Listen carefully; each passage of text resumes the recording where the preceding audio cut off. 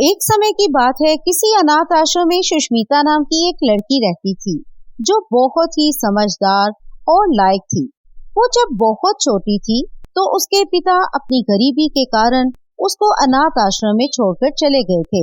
अनाथ आश्रम की मालकिन एक बहुत ही दयालु और नेक दिल औरत थी। वहाँ के बच्चों की बहुत अच्छे से रक्षा करती थी और सब बच्चों से बहुत प्यार करती थी। लेकिन सुष्मिता की जहानत और पढ़ाई लिखाई में बहुत अच्छे होने के कारण उसकी तरफ खसूसी तवज्जो देती थी। एक दिन रोहन सेठ और उसकी पत्नी नंदिनी इस अनाथ आश्रम में आते हैं।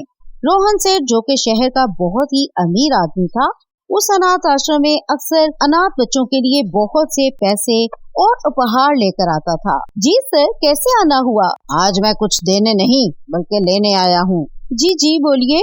आप तो जानती हैं मेरी शादी को 12 साल गुजर चुके हैं और मेरी औलाद नहीं है। मैं चाहता हूँ कि आपसे एक बच्ची ले लूं। जी, मुझे बहुत खुशी होगी। आप एक अच्छे इंसान हैं।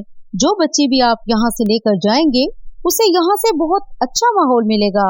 लेकिन मुझे ऐसी बच्ची चाहिए जो 11 साल से कम ना हो। मालकिन एकदम चौंकी और हंसते हुए बोली, वो तो ठीक है सर, लेकिन लोग तो छोटे बच्चे लेकर जाते हैं ताकि उनकी परवरिश अपने मुताबिक कर सकें। मैं चाहता हूँ कि मैं किसी लायक बच्ची को पढ़ा लिखा कर उसकी छुपी सलाहियतों को उजागर कर सकूं और उसे एक कामयाब इंसान बनने में उसकी मदद कर सकूं। अनाथ आश्रम की मालकिन को फौरन सुष्मिता का ख्याल ज़हन में आया और तुरंत ही वो सुष्मिता को उनके हवाले कर देती है। वो दोनों पति पत्नी उसको खुशी खुशी घर ले जाते हैं। शुरू के दिनों में वो उसके साथ बहुत अच्छे से पेश आते थे, क्योंकि अनाथ आश्रम से लोग आकर चेक करते थे कि जहाँ वो बच्चा देते हैं उसकी ठीक से रक्षा भी हो रही है कि नहीं। लेकिन एक हफ्ते बाद जब सुष्मिता कमरे में सो रही थी तो रोहन सेठ की पत्नी नंदिनी बहुत गुस्से से कमरे में आई और चिल्लाई, अरे ओ महारानी, अब तक सो रही है? टाइम देखा? सुबह के 8 बज गए हैं। चलो उठो, घर के सारे काम पड़े हैं। सुष्मिता ये सुनकर आश्चर्यचकित रह गई। माँ, आपने तो कहा था मेरा अच्छे स्कूल में एडमिशन करवाएंगी। क्या हुआ आपको? ऐसी बात क्यों कर रही हैं? कौन माँ? मैं तुम्हारी माँ नहीं हूँ। एक हफ्ता तुम्हारी बहुत सेवा कर ली। उठो, अब घर के सारे काम करो। मेरी नौकरानी छोड़कर चली गई है। मैं तुम्हें अपने घर के कामों के लिए लेकर आई थी, यहाँ आराम करने के लिए नहीं। सुष्मिता बुरी तरह घबरा गई और चुपचाप उठकर रोते हुए घर के काम करने लगी। रात को थक के रूखी सूखी खाकर सो गई। अब रोज ऐसा ही होता। वो सुबह से लेकर शाम तक घर के सारे काम करती, लेकिन उसको कुछ खाने को ना देती। एक दिन उसको बहुत जोरों की भूख लगती है। वो रसोई में जाकर चुपके से खाना खाने लगती है कि अचानक नंदिनी वहाँ आ जाती है। उसे देखकर वो चिल्लाने लगी, अरे ओ कमबख्त, तू अब चोरी करने लगी है? ठहर जा, अभी तुझे मजा चिखाती हूँ। उसने पास पड़े डंडे से सुष्मिता की खूब पिटाई की। चल जा, बाहर जाकर भीख मांग और खाना खा। यहाँ से एक नवाला भी नहीं मिलेगा तुझे सुष्मिता। सुष्मिता रोती हुई घर के पास नदी के किनारे पहुँच गई और बहुत रोई। अचानक नदी में से एक बहुत बड़ी डॉल्फिन मछली पानी की सतह पर आ गई।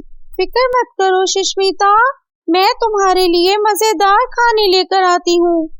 ये कहते ही मछली की आंखों से रोशनी निकलती है और बेहतरीन खानों से सजी मेज उसके सामने प्रकट हो जाती है। सुष्मिता हैरान रह गई। तुम्हें जब भी भूख लगे तुम यहाँ आ जाया करो, मैं तुम्हारा मनपसंद का खाना खिला दिया करूँगी। मुझे तुम्हारे बारे में सब जानकारी है। एक दिन सेठ की पत्नी का पाँव सीढ़ियों से फिसल जाता है और उसको काफी चोट आती है। सुष्मिता उसका बहुत ख्याल करती है, उसकी चोट पर मरहम लगाती है और दिन रात रक्षा करती है। उसके व्यवहार से रोहन सेठ की पत्नी बहुत शर्मिंदा होती है। मैं तो इससे कितना काम करवाती थी, एक वक्त का खाना भी नहीं देती और ये मेरी कितनी सेवा कर रही है। रात के वक्त उसने अपने पति से कहा, अरे सुनिए, देखिए, हमने इस अनाथ बच्ची पर बहुत अत्याचार किया, इसने फिर भी मेरी इतनी सेवा की। मुझे इसके कमरे में ले जाए, मैं इससे माफी मांगना चाहती हूँ। दोनों उसके कमरे में जाते हैं, लेकिन वहाँ सुष्मिता को ना पाकर उनकी आंखें खुली की खुली रह जाती हैं। रात के 10 बज रहे हैं, इस वक्त वो कहाँ जा सकती है?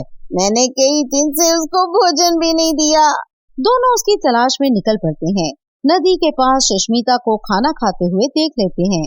सुष्मिता सारी बात उनको सच बता देती है। नदी में रोशनी होती है। एक जल परी बाहर आती है। आप दोनों ने बहुत अत्याचार किया इस बच्ची पर। मैं जल परी मछलियों की रानी हूँ। मैं सब जानती हूँ। इसके पिता ने अपने गरीबी के कारण इसको अनाथ आश्रम में छोड़ दिया था। इसके बाद वो कभी सुकून से नहीं रहे। इसकी माता ने इसके दुख में इसी नदी में खुदकुशी कर ली थी। आप दोनों बहुत दुष्ट हो। सेठ की पत्नी रोते हुए, हमें माफ कर दीजिए। आइंदा से हम इस पर कभी ऐसा व्यवहार नहीं करेंगे। इसे अपनी बेटी बनाकर रखेंगे। एक बार हमें माफ कर दीजिए।